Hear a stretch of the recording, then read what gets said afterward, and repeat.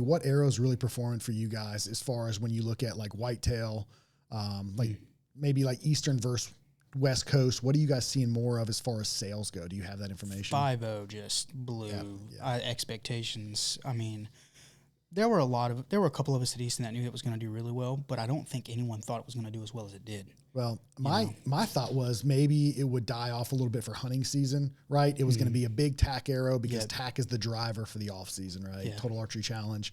And then I figured it would maybe die off a little bit as we got into hunting season. Guys go back to like the Axis 5 mil, maybe the Axis 4 mil. And it doesn't seem like that has been true from what I see as far as sales, right? We've noticed a consistent tick up with the 5.0. I think engineering did a good job of building that thing, and, marketing and sales did a really good job of positioning it in the sense of we took market share, I think.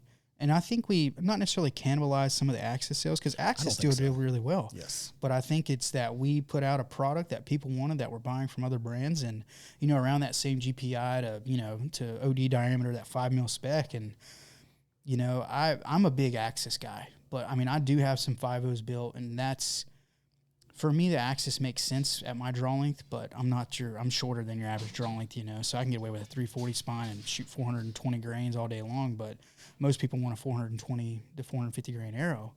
Do you notice that as kind of like the standard, like that weight? I think a lot of people like to stay in. It's been so regurgitated, that 285 plus, and now, with this aeroballistic study, you're starting to see the vane configurations, that we partner with James Yates on, or Power James Yates, I should say, and Tristan on, and I think that's the gold standard is, the minimum gold standard is 285 feet a second or 280 feet a second quicker. Yeah. No, that I think that kind of holds true. Yeah. From what we see, that's kind of our talking point. Yep. I think most shops would probably agree. 100%, yeah. But one thing, the concern with the 5.0 is the durability, right? And I think even we talked about this prior to the 5.0 being built. Talking about Easton's not going to go and build something that's super lightweight, is brittle and doesn't have the durability side. And that was the concern. Safety's number one. Like, safety is the first priority at Easton. Like, man, there's so many rigorous torture tests that thing goes through, and it's vetted, honestly. There's a lot of guys that were out, many years in the field with that shaft, internally, and we were shooting them at tack before we launched them just to see what was going to happen, and, as far as shooting these things at a long bomb distance, 120 yards, shooting them in the rebar and stuff like that. And, it's, just to be up front, it is not the same. It doesn't have the same attributes like an Axis does. Well, so I think that's where people get confused, right? When we talk about durability, in my opinion, there's not really an arrow that you can compare to the Axis 5 mil. Correct. And that's the downfall of the 5.0 is it's compared to the Axis 5 mil. It's in a different league. It is. The Axis 5 mil is bulletproof. When it comes to durability, just reliability, dude, we had a dude shoot one into a lawnmower. Yeah. And it was fine. Dude, I shot one in a Rubens fence. Okay, gracious. I've gotten so many Axis stories. But man, on the flip side, I've done the same thing with 5.0s. Like, I've missed a friggin' deer out the back at Easton and shot it into the wood.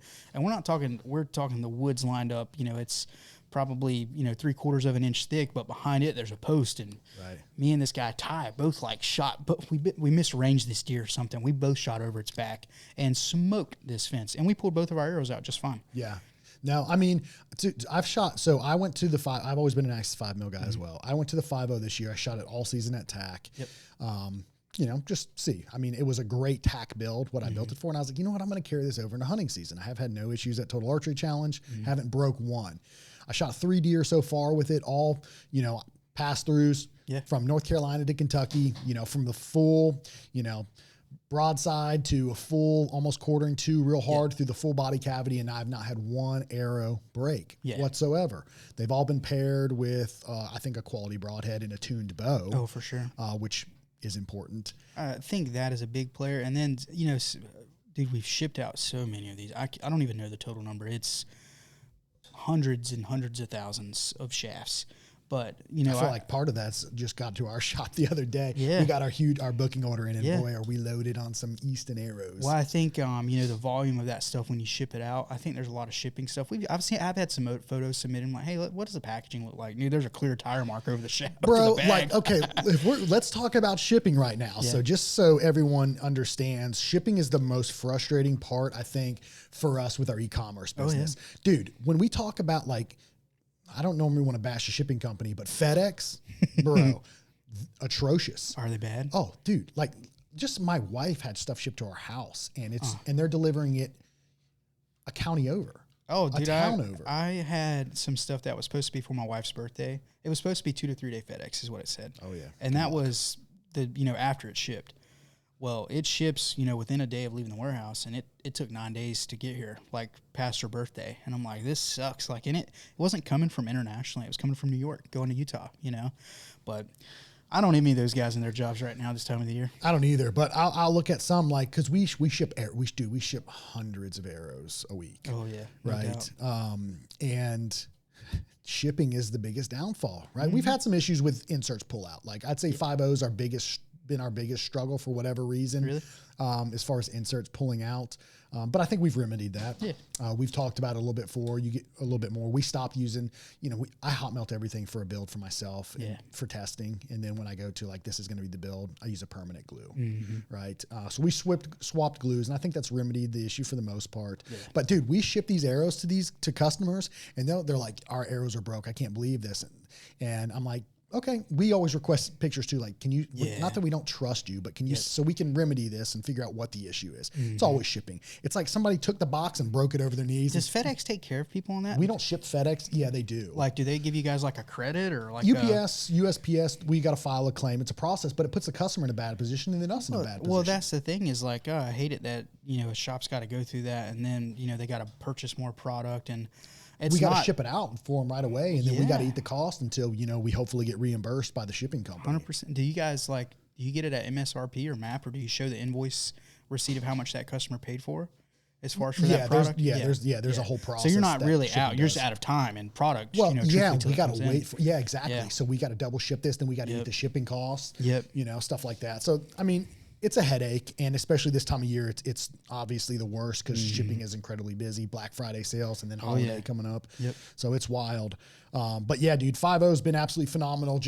I think as far as like a 5mm arrow, you just get so many options when it comes to building it. Yeah. And that's the great thing about it. Whether you want it light and fast, you want a FOC focus, whatever you want to do, it's a double-edged sword, man, with the amount of phone calls we get. Like, how would you build this thing? And then it's like, man, this is not a one-size-fits-all arrow. I mean, it is, and that's this arrow can fit anybody, and it can be built any way. It can be built heavy. It can be built for speed, FOC, and then its tangent counterpart, the new FMJ Max. Wow. Like, whoa.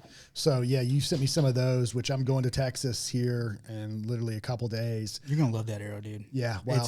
It is like, it's the dark horse is what I refer to it as in the lineup.